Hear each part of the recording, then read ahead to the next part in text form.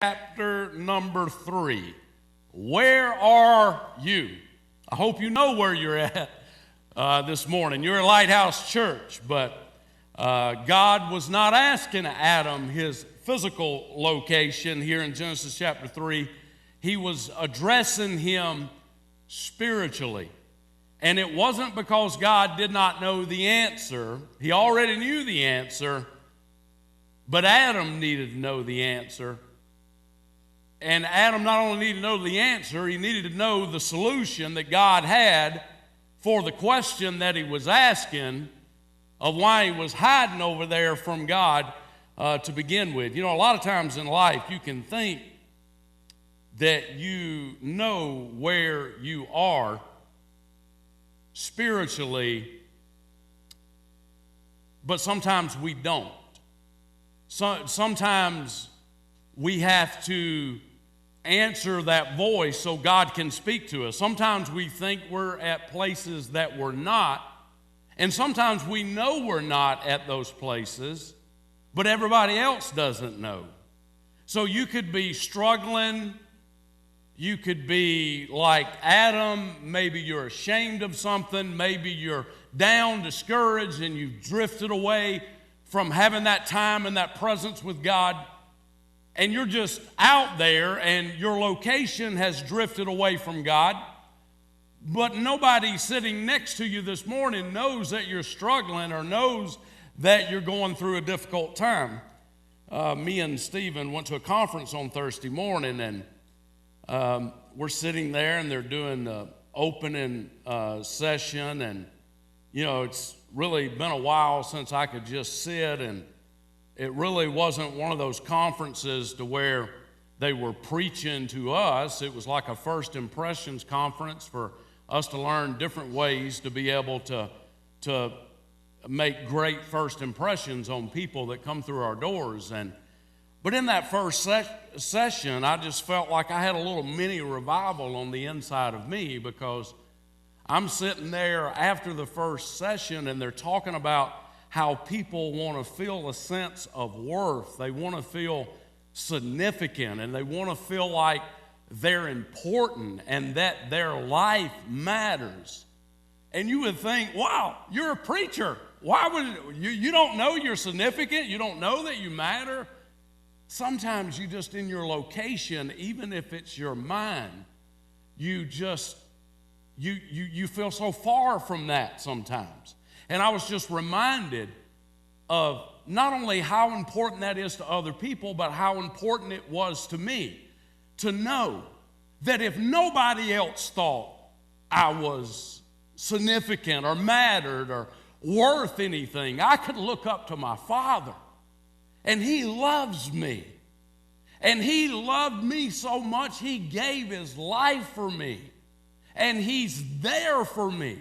And He wants to take me from the side of the road or wherever you may be on the side of the road and lead you back to where you need to go, because you matter. You matter to God. You're significant to God. He cares about you. Adam and Eve, we know the story. They had instructions from God not to do certain things, to eat of the tree of knowledge of good and evil. We know the serpent comes on the scene, has a conversation with Eve, with Adam right there, and we know that Eve took of the fruit and she ate it, and it says not only did she eat it, she gave it to Adam, and he also ate it. And as soon as they ate of the tree, of what God told them not to do, God told them they was going to what? You would surely die. Not physically. Your physical location would stay the same, but your spiritual location would drastically change, because you would die at that very moment. So immediately their eyes were opened and they looked down and they realized they were naked. And now for the first time they felt something that sin had brought, and that was they were naked and ashamed. So they ran and they tried to hide themselves. And they looked over there, and I guess there was a tree that was giving off some leaves, and they took those leaves and they sewed up fig leaf, apron, whatever you want to call it, and they tried to cover themselves up. But you know what? There's no amount of cover up that we can do to cover up our spiritual separation from God. There's nothing that you can do to make it look a little bit better, to make it feel like something that it's not. There's nothing we can do. So what did they do? They hid from God because God used to come and fellowship with them and walk with Adam in the cool of the day. And then all of a sudden he comes down. God, where's Adam? Adam, where are you? I don't know how many times he had to say it, but Adam eventually speaks up because God wasn't looking for information. What God was doing was he was addressing Adam. He was addressing his spiritual condition. And you know, that's what God does. God is always after us, even if we know him. He's always calling our name and saying, Jeff, where are you, Jeff? Jeff, where are you spiritually? Because God has to address us in those areas so that we are aware, so that we are accountable to God, so that we have that time to be able to look within our hearts, to be able to access our spiritual location of, are we close to God? Are we still walking in rhythm with God? Are we still having that time to where we're walking in his presence and enjoying him and enjoying life? Or have we slipped away from that? And God addresses us individually and says, Adam, where are you? Well, immediately, Adam shucks the blame over to the woman. He says, well, God, you remember everything was going good out here with me and all these animals, walking with you in the cool of the day. I mean, I was the best monk ever. I didn't need no help out here. God, I had it going with you and going with life, and then you decided to take from me because you said, God, I needed a helper. And you know that helper you gave me is the one that led me to this. The woman you gave me, God. Well, that didn't work because God goes to the woman and says, what hast thou done? And the woman doesn't blame the bad leadership of the man. She turns and points the finger to the serpent. You realize that even in Genesis 3, there's so many stories there and different ways you can tell it, but their spiritual location and their intimacy with God was not what it needed to be. And when God was calling out to them and addressing them and their location of where are you, to make them aware, to make them accountable, they immediately wanted to make excuses. They immediately wanted to point the finger.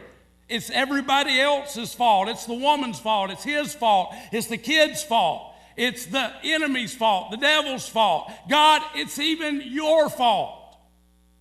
And we're so good at saying and pointing and shifting to everybody else, but never, ever really taking responsibility and really ever taking inventory of ourselves and where we are at that moment in life so God can address us, because God is not interested in having a conversation with you about anybody else's spiritual location and spiritual intimacy with him. He only wants to talk about you.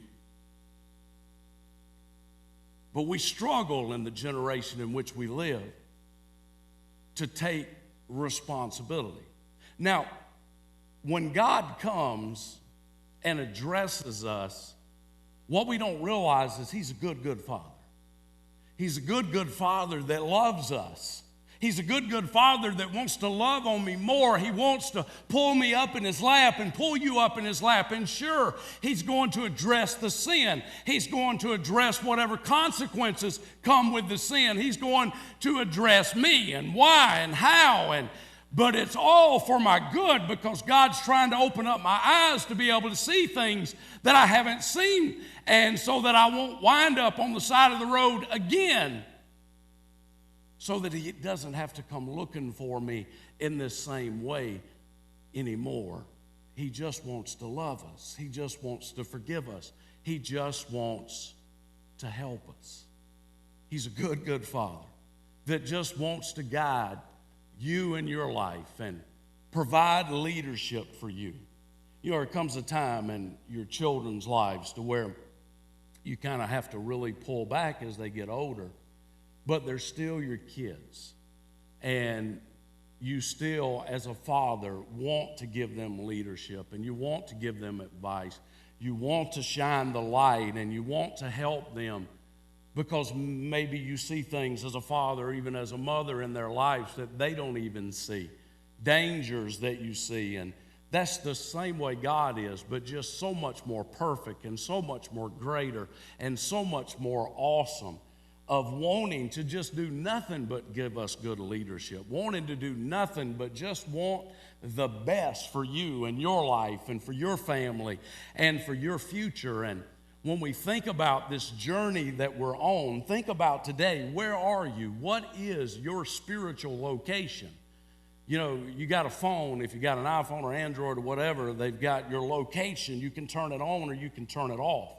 And it just simply provides you and Google, so they can track you or whoever, of knowing where you're at that moment. And if you punch something else in the map, if I got my location on and I punch an address in Riverdale and hit go, it will take me from my location of where I'm at to my next destination and give me every twist and turn along the way. It will let me know if there's traffic in a certain area. It'll let me know a secondary route, and it'll take me from point A to point B. And that's all God is trying to do, but He's trying to do it a whole lot different than what you do it on your map. He only gives you one little turn at a time, but He's taking you somewhere.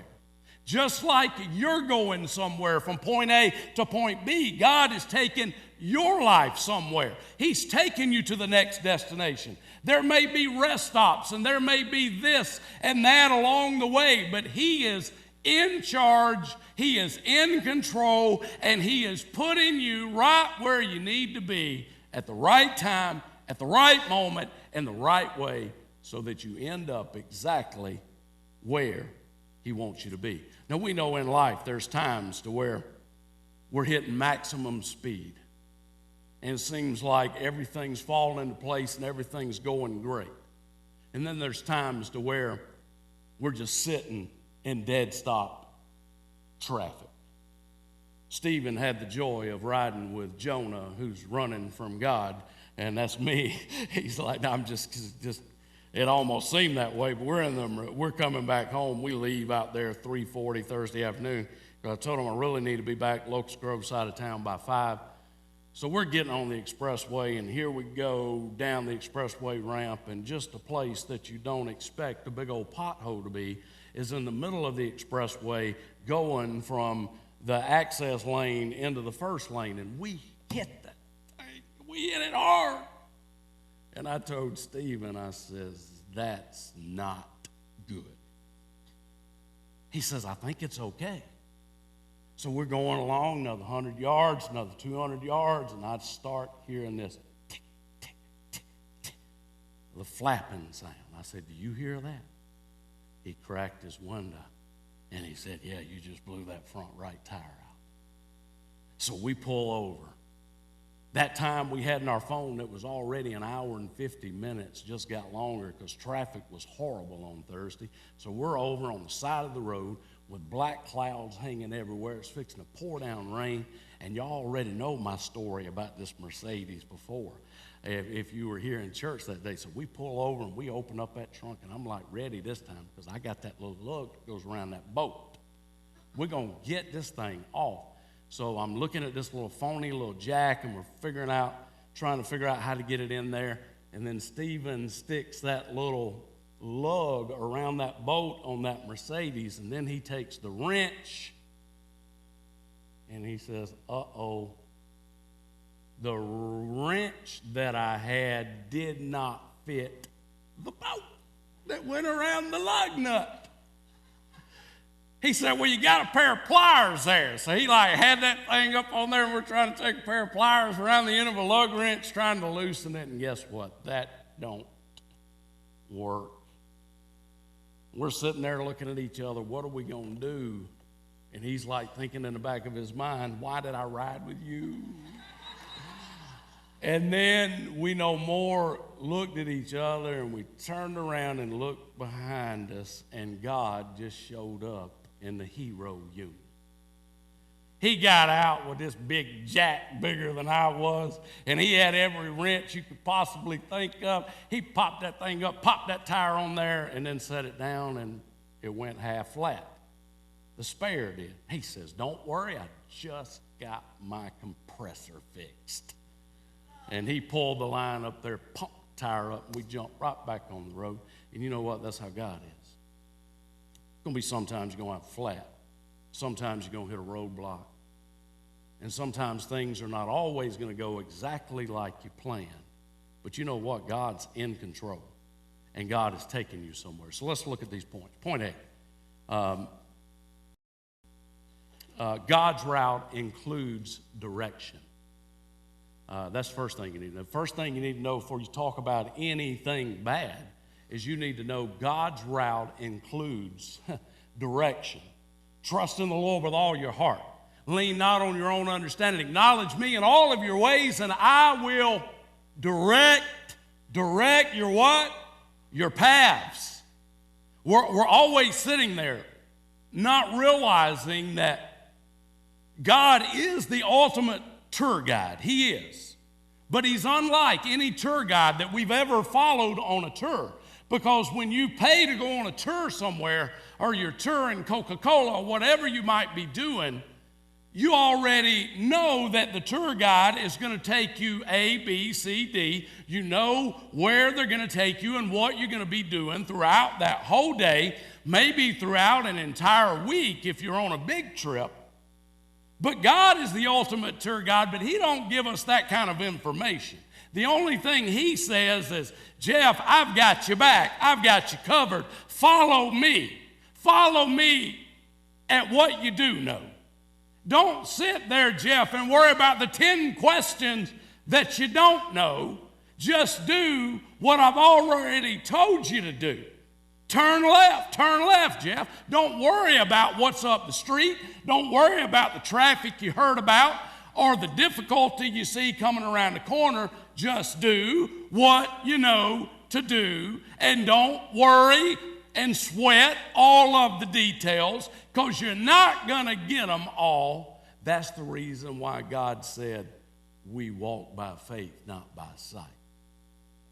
If we could see it all like we do on a tour that we're going on, it would make us feel better, but it wouldn't be faith. It would be a tour guide taking you on a tour. But this journey requires faith. So that means that you got to rest in God. Each step you take, each direction you take, in your location, spiritual location, and intimacy with God of where he's taking you, you've got to trust him. You got to trust him that left is right. You got to trust him that he said, follow me, and you're following him. He said, come to me, and you're coming to him. He said, walk in the light. I am the light, and you're walking in the light. He says, seek after me, and you will what? You will find me. Pursue me, and I will direct you. Focus on what you know to do,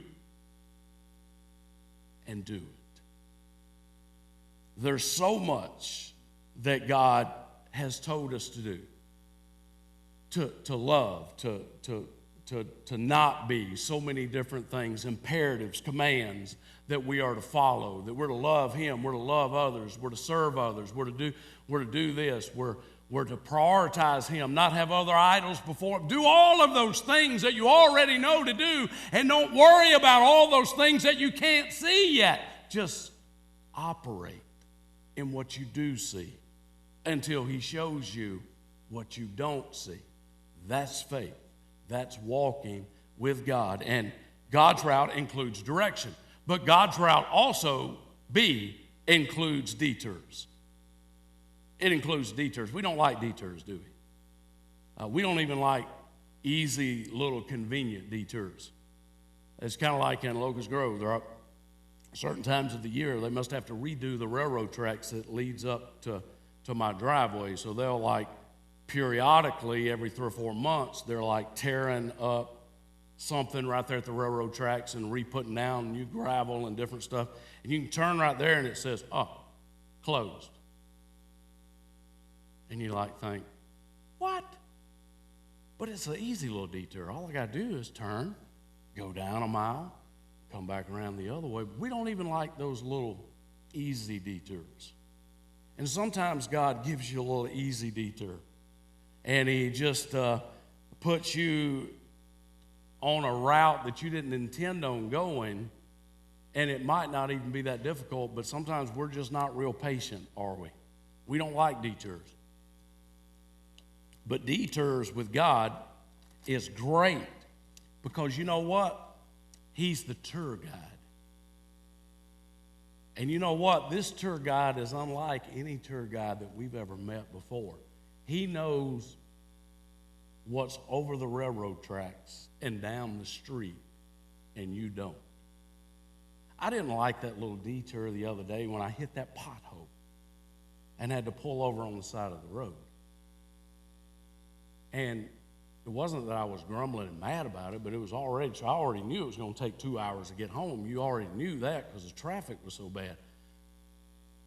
But you know what? That detour could have prevented us from something that we never seen down the street and something that we would never, ever see.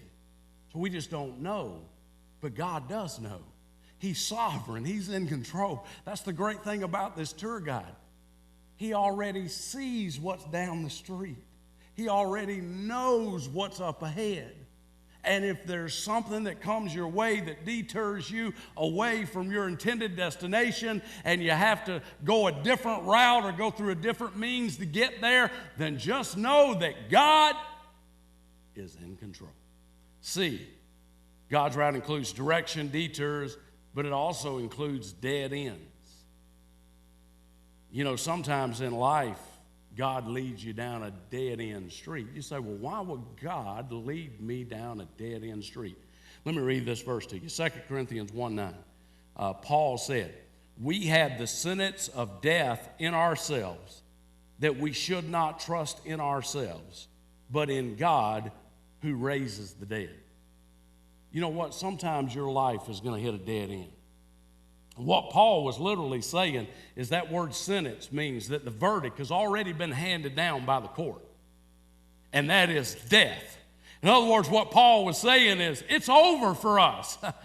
We're already, we see death coming. We know this is going to be the end. It's a dead end, and we just came right in to the dead end of death, and we're facing the sentence of death, but yet God steps in at the dead end and delivers them and sets them free. So we don't like dead ends because dead ends means that we don't have a clue of what to do and which way to go because there is no way to go. We've just got to stop at that dead end spiritually and just look to the God of heaven and say, what's next, God? As Moses did with the children of Israel. God, save us, deliver us. And you know what? God hasn't done what he's already done in your life to take you to that moment to forsake you or desert you. He's going to be there for you in that moment. And you might not like that dead end. And you might not want to be at that dead end of a dream or the dead end of a life, and it just seems that there's no way back whatsoever. But God was rerouting GPSs long before any of these smartphones ever came out. And the great thing about this God that can reroute is He can cut through, just like He did in the book of Exodus, right through a Red Sea. He can cut through a mountain, cut through an obstacle. He can do things that will just leave us just thinking, wow, what an awesome, awesome God. It includes dead ends. Next of all, D, God's route includes delays. Your flight has been delayed for 3 hours, or your flight has been delayed this evening until tomorrow. You thought you were getting something, but then you had to wait. You know how when you go to the doctor and you find out something potentially could be wrong with you, and you're like a little bit worried about it, you go to the doctor and they run their test on you, and then they tell you what? Oh, we have no information for you today. We'll get back to you in maybe 7 to 10 days. You have to what? You have to wait. And then once you get that news, and they send you somewhere else, and it takes 3 weeks to get an appointment, then you have to what? Wait 3 weeks to find out, okay, what are they going to do with what they just told me? You were not only disappointed that you had a delay, and now you got this that you didn't have before. Now you got to wait 3 weeks to find out what's next. And then you go, and they want to do more tests. And they tell you, we'll get back with you in 7 to 10 days. You make an appointment. You have to go all the way back. We just have to wait. We don't like to wait. But you know what? Waiting and dead ends and detours does for us what nothing else could do in those times in our lives. Because let's face it, if there wasn't dead ends and delays and detours, you think following God is hard now. Try to follow God without any of that being in your life. And you would soon find out that your spiritual location was you was a God. That's what it would do. It would inflate us to the point to where we would think we were so independent that we didn't need God. But we do need God. We're desperate for God. And all these moments of dead ends and delays always beware when somebody tells you there's a shorter route to get from point A to point B. You've been going to that destination all this time, and somebody tells you you need to try this other way. There's not a shorter route to get from where you're at to where God wants you to go.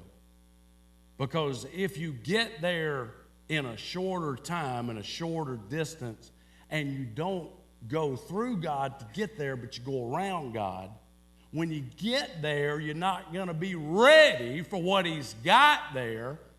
So therefore, you're going to wind up right back here anyway, because you got there quicker than what God said you were ready to get there. You needed more delays and you needed more dead ends. You needed more time for you to be able to have all these impossible situations so that I could do something deeper inside of you that would grow something to the point to where you wouldn't quit and you wouldn't give up, and you'd have more courage, and you'd be more fearless and more capable of being able to handle the moment, handle the situation, and handle people.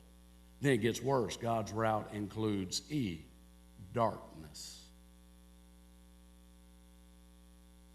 Darkness. Sometimes it feels pretty good to sit in the dark and to be quiet. Most of the time, sitting in the dark is not something we want to do every day, all day long. Darkness, it's just like cloud covering, darkness and rains. If it was to be dark with cloud cover and rain for the next 3 or 4 days, I guarantee you over half of this room would be depressed. You know why? Just depressed in your mood. Why? Because all you've seen for 3 to 4 days is clouds and rain. Clouds and rain. It just does something to the spirit. It just like, there's something about that sunshine. There's something about it coming up over the hill or setting at night that just gives us some encouragement. But you know what? Sometimes in our lives, spiritually, it just gets dark. And the sun's not coming up. And it's still coming up, you just don't see it. It's still setting, but you just can't see it. It's really dark for you, but God's still there.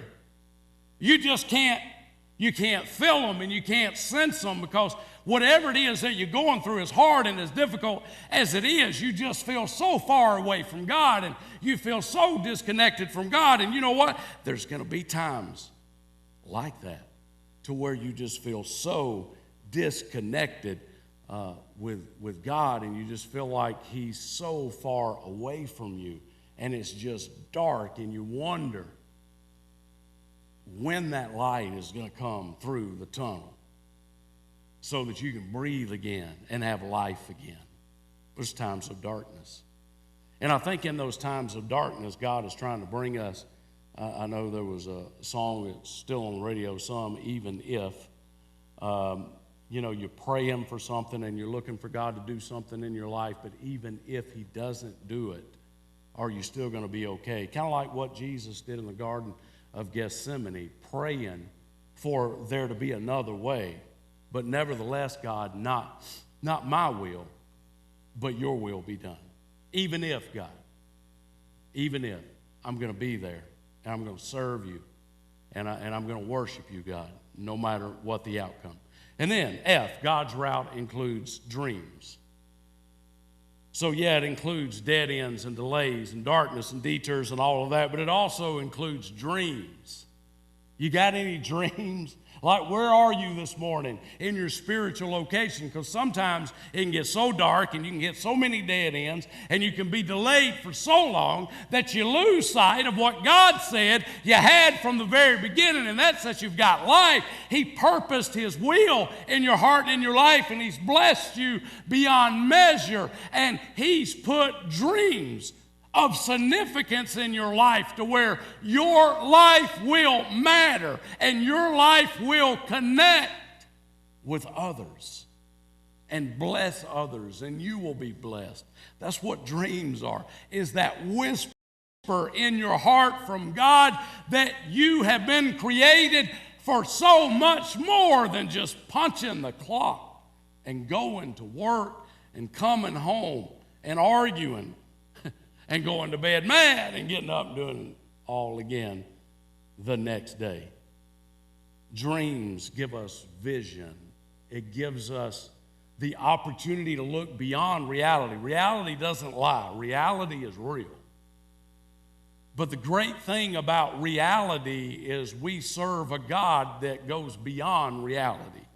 So wherever you may be, at whatever moment you are in life, you've got to know that your reality is real. It's all around you. Yeah, you need a lot of help and you need a lot of God there, but you've got a God that can change your reality. You got a God that can step in and work miracles and create something that will give you visibility that your life is going to be on track to be able to do something far greater than you ever could have imagined. Put anticipation and excitement and joy into your heart and into your life again. And for God to have the opportunity to take you somewhere as he told the children of Israel, you're going to go on this day where you have never gone before. And some of us need to map that in with God, because God wants to take you where you've never been before. That means, faith. That means not stepping into the unknown. You're really stepping into the known, because God's already promised that he's got you. You're not stepping into the dark of wondering where you're going. You're stepping into the light, because God has already provided that in his word. We've just got to be willing to trust and obey. We've got to be willing to do what God says do, even if we haven't seen what God said he was going to do visible right before our very eyes. We got to believe it to the point to where we start walking in it. And then God will start doing more in our lives. And then G, God's route includes destiny. It includes destiny. Isn't it? It's just encouraging to me sometimes to realize that you have those low points in your life, and just to know that God has still planted greatness in you. He still looks at you and looks at me and all the twists and turns that we go through in life, and he still wants to take all of the hills and the valleys and the mountains and the struggles and detours and dead ends and darkness, and he wants to take you to the height of greatness. The height of greatness as far as being great in God's eyes, being greatly used by God in every avenue and down every street that God has placed you on. You know, the great thing about this destiny, too, that God has for us is it's filled with grace, it's filled with favor, and it's filled with love. We get so used to people, and people have a tendency to, we all do, to beat other people down and not give grace and not love and not encourage. And we forget that that's what God specializes in. And if we could ever rest in what God says about us and not rest in what everybody else is saying about us, it changes our mindset. It changes where we are spiritually. Because let's face it, if your definition of who you are is based on everybody else, it will not even be close to what God says about you and who God says you are and where God says he's taken your life. So God wants to fill your life with that so that you can see beyond where you're at to something greater down the street. Four things right here in closing. Number one, as you look at your life, let's talk about the last chapter for just a second. You know, sometimes when you get a book, it's what I used to do. I used to turn to the last, read the front of the book, and then turn and read the last chapter, and then sit down and write a report like I read the book. You just go to the last chapter, and you go ahead and figure out how the story ends. Just think about your life. If today was the last chapter, how would your spiritual location that you're at this moment, looking back over your past, where would you wind up today? I'm not even going to say it, but I do use this a lot of times at funerals. We talk about the brevity of life, and it is brief, and time is short, and it's vapor, it's here, it's gone. But eternity is forever. Time is short. Eternity is forever. But I think the connection that we don't make a lot of times is whatever we do in time is preparing us for whatever eternity we're going to have.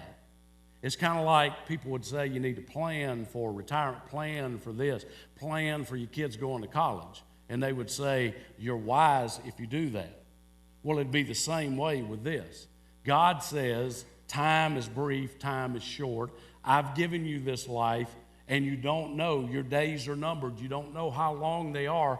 You don't know when your time is up and when God is going to call you home. So you got to be living in the moment, because whatever you do with your life and time, however you respond to God, and whatever you do for God is going to determine not only where you're at for eternity, but it's going to determine the atmosphere in your eternity. Will God look at you and say, well done, thou good and faithful servant? Will God be pleased with you? Will your life live beyond your exit from this world?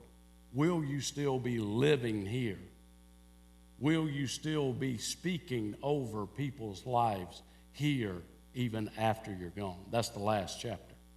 And that gives you an opportunity to be able to, okay, if this was the end, where would I be on that journey? Number 2, let's talk about the life chapter. The now, the today, the moment. You know, life is tough. Life gets so hard sometimes, doesn't it? I mean, I was had moments even this week. I mean, I've always said when I was younger, my kids will never, ever live away from me. Never.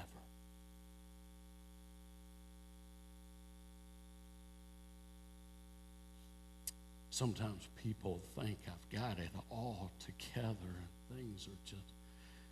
But I'll sit there inside of my house that everything is in its place. You can walk in my house right now and you think, wow, somebody lives here?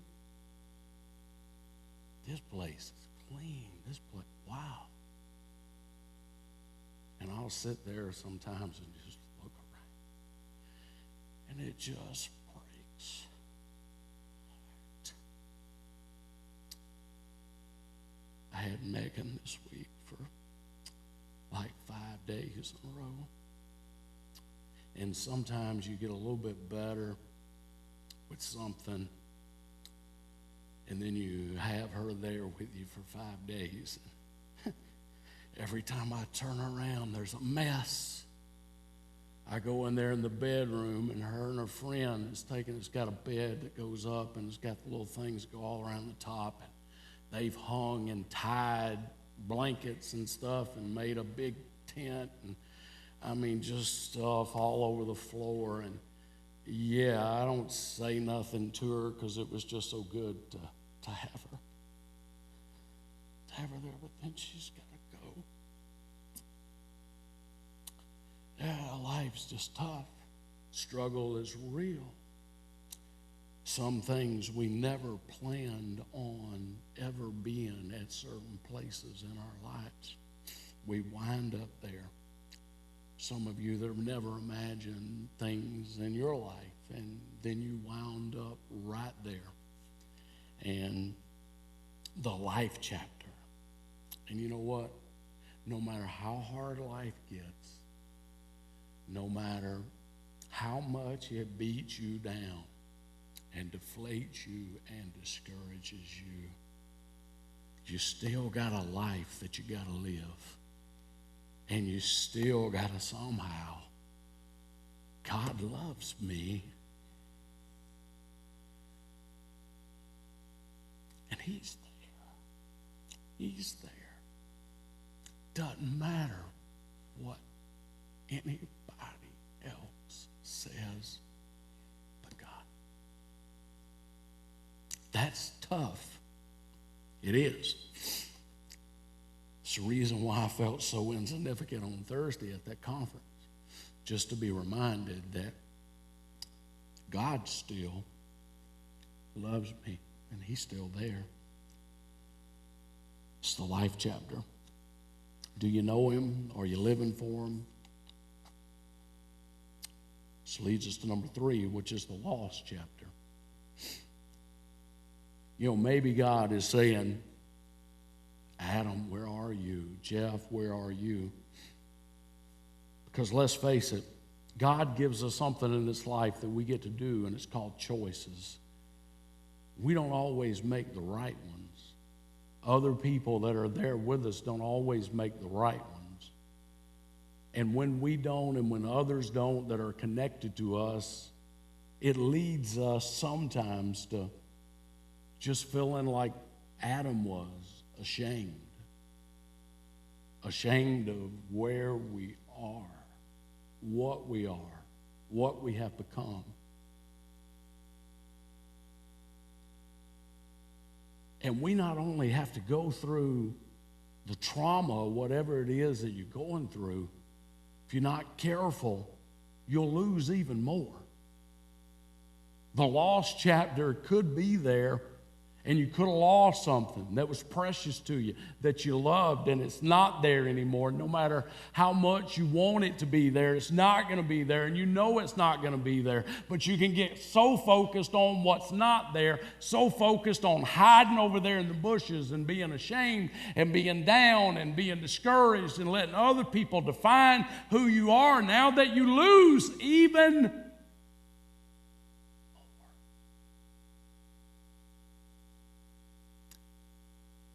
And then sometimes you'll say, I'm going to get back up on my feet and I'm just going to go in that direction and just be happy. And then the devil's always got somebody sitting right there to throw one right at your legs and tell you, what do you mean you're going to be happy? You know you're not supposed to be happy.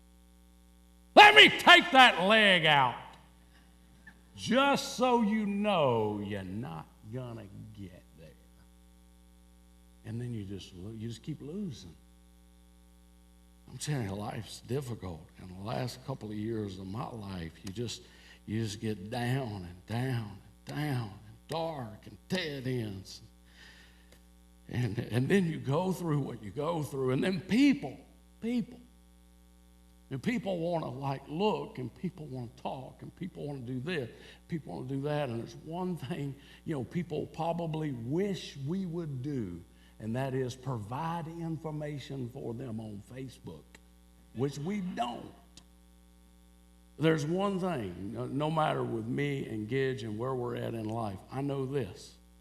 She's not talking bad and trashing me, and I'm not talking bad and trashing her. So we're not going to do it on Facebook. It's just not going to be that way. But people just are people, and I know I'm a people, and it just makes it harder. When you're there and you live it, you realize how hard it is for somebody else that doesn't have the grounding in their life. And what do they do? What do they do when we talk? What do they do when we figure out and we know more about their life than what they know about? We know why and who and where and this and that and the other, and we know more than them. How do they come back from that? How do they overcome that? It really makes you think in your moment about other people in their moments. And I know through the years, we always had the thing in our family, when anybody called us and said, "Did you hear?" We just whoop, because we know. We've lived it. We know what that is, and we know what it does, and we know that when somebody says, "Did you hear?" they might have a little bit of the truth, but they got a lot that ain't true mixed in with that, and it just keeps the most deadliest virus ever. That's the lost chapter.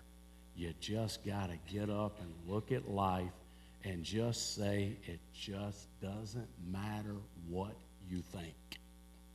It only matters what he thinks. And you're not being arrogant. You're just saying, I've got a life, I got to live. And God said, I'm still breathing, so I'm going to get up and I'm going to walk. Number 4, the love chapter. Connecting with Jesus. Maybe you need to reconnect with Jesus. Is that love relationship with Jesus? That sets the tone for everything. Because you know what? If you don't love Jesus, you can't love yourself.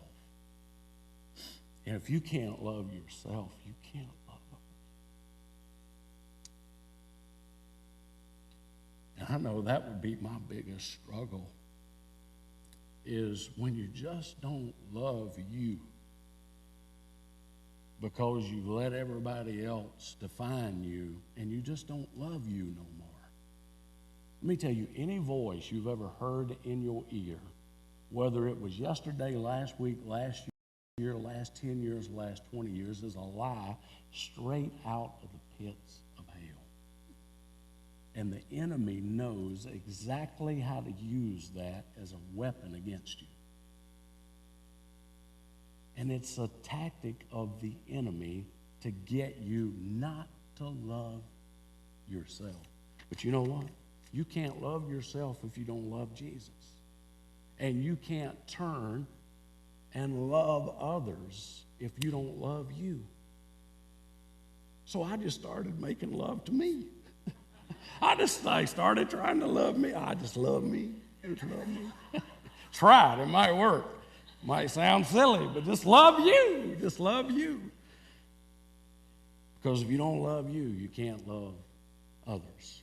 And that's really what life is we receive love, we give that love back to God, we accept that love and love ourselves, and then we give that love out to other people. And that's the reason why God says that when you do something for somebody else, you did it for me, because you are letting that love come through you. Number 5. It's the Lighthouse chapter.